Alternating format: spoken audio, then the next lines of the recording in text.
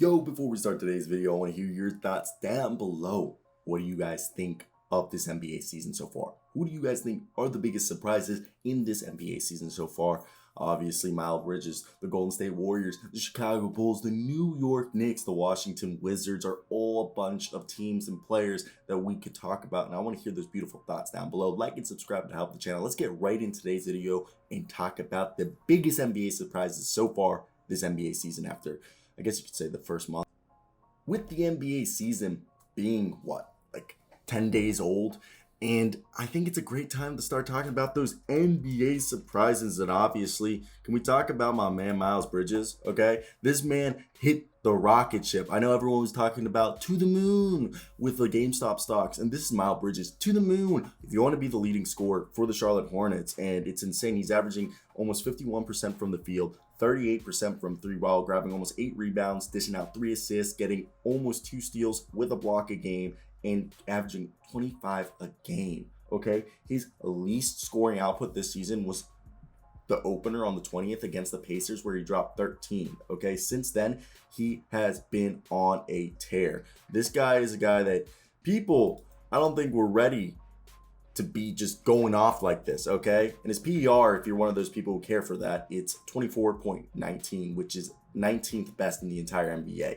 Okay, and God, why is this kid so good? Okay, and I think it's incredible what he's been able to do. And just, I think Miles Bridges is one of the best two-way players. He's hyper athletic. He can beat you in transition. One of the best things I love about him, he'll grab a rebound and then just go coast to coast. And if he doesn't even finish coast to coast, he'll just pull up on you. So it's really been one of the biggest surprises. And I think Miles Bridges, I think no one saw that coming. Okay, racking up all those 30-point games, shooting like 65.1% true shooting at one point.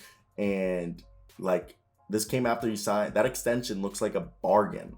Okay, and the other one is Ja Morant. Ja Morant is looking like prime D Rose right now, and I'm talking like D Rose MVP level. His control manipulating defenders has been impressive. He's improved his passing shooting to go along with the attacking style he's already had in his bag. It's just made a huge leap. Okay, so that's done. That's what we're talking about, players. And now I want to talk about those NBA standings. Okay, the Knicks are 5-1. The Wizards are 5-1. The Bulls are 5-1. The Hornets are 5-2. I felt like I should mention that. And the Cavs are 3-4, which the Cavs look like they could be a play-in team or even a playoff team. Like right now, they're tied for the 9th and 10th seed with the Bucks and the Hawks. I know that'll change. And they're really a game behind from the Raptors and Nets for the 7th, 8th seed. I know, again, we're like 7 games into the season. I know I'm talking out my butt, but like, look, and the Warriors are fantastic. Okay, the Warriors are 5-1.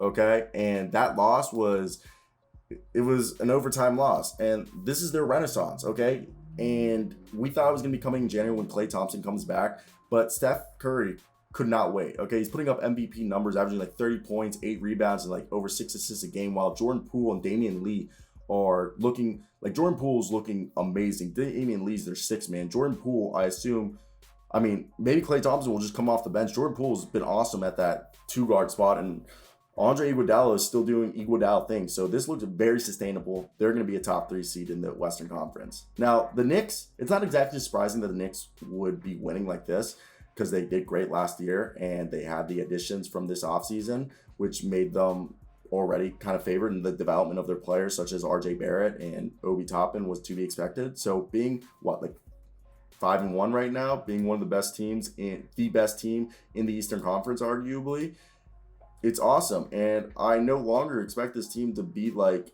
the choke or anything.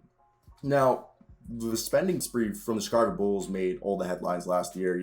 Lonzo Ball has been worth every penny, in my opinion, for $85 million.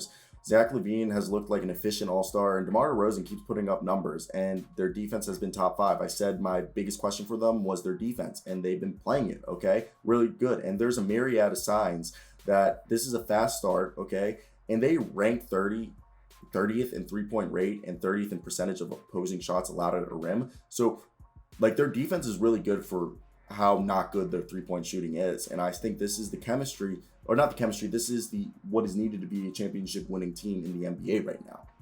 Now, Ricky Rubio has found the fountain of youth, Okay, Ricky Rubio is doing stuff that I don't think anybody was expecting. The 31-year-old man, one of my favorite NBA players of all time, not of all time, but one current NBA players that I have really, really enjoyed. This is a guy who's shooting 35% from three. Yes, I know he's shooting like 39% from the field, but averaging 14 points, almost 7 assists while getting 1.5 steals a game. Okay, and he's not shooting like a few threes. No, he's attempting between 6 and 8 threes a game, and he's making almost 40% of them. I know he's like 5% off, but still, give me the benefit of the doubt that this guy is doing something you weren't expecting, okay?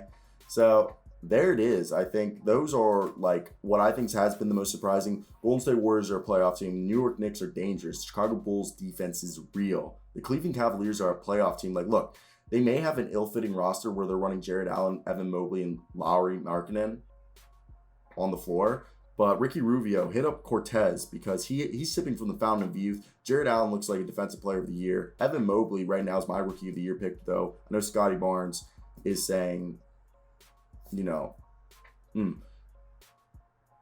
But yeah, so it's been wild. It's been a wild run, okay? And I think it's gonna be fun. So I want to hear your guys' thoughts down below. That's basically it for me. I'm gonna peace out on your asses. Till next time, guys. Puppies. Oh.